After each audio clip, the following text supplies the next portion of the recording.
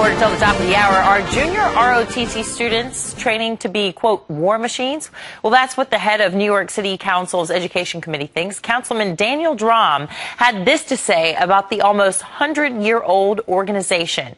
I have concerns about the way they go about recruitment. It contributes to a war machine. Well, here with a message for Councilman Dromm is a JROTC member, Danny Villela. Good morning. Good morning. Thanks for joining us. Pleasure. Now, when you heard the councilman make these comments, what's going through your mind? I think that they're largely misguided and misinformed. They seem to be mostly philosophical, and there doesn't really seem to be any consistency within his argument.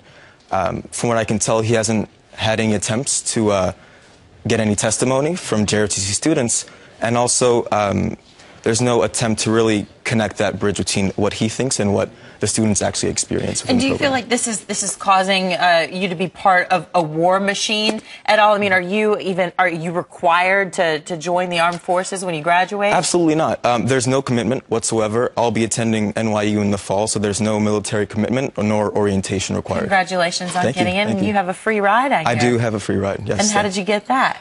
It was largely academic, and I can say that definitely with regards to how I handle myself, my rhetoric, the JROTC has helped me. Right, and I think what's really neat about this is that the stability and consistency that this is giving you and many other students as well, it helps them to achieve well academically. There are higher graduation rates, also less disciplinary problems. I think we have a full screen that we can show our viewers here. They also have a higher GPA and a lower dropout rate.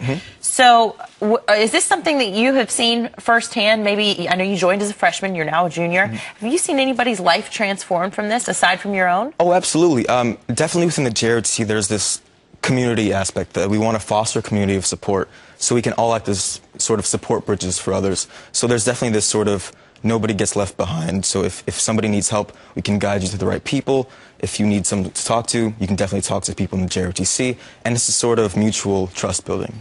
Yeah, and it's a nice way for people to have discipline as well, especially, you know, at this young age, at this formative time. A lot of these ROTC programs are thriving in inner city areas where oftentimes there is a lack of a father figure. Have you noticed that these leaders for ROTC have helped guide young men and women? I can personally attest to having role models within the JROTC in both my instructors and my upperclassmen when I was a freshman.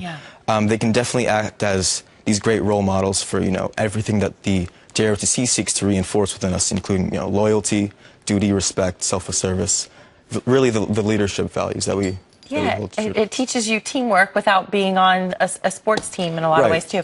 The Councilman Dromm, if he was sitting right here, what would you say to him?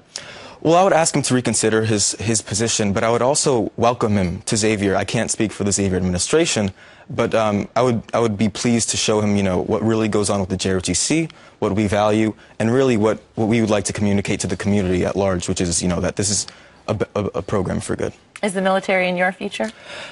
It might be, it might not be, but I know that what I've learned in the JROTC is that I can apply what I've gained from that program into any field that I wish to pursue. Well, you are so poised. 17-year-old Danny Villela, thank you so much for your time today. Thank you. You look very spiffy this morning.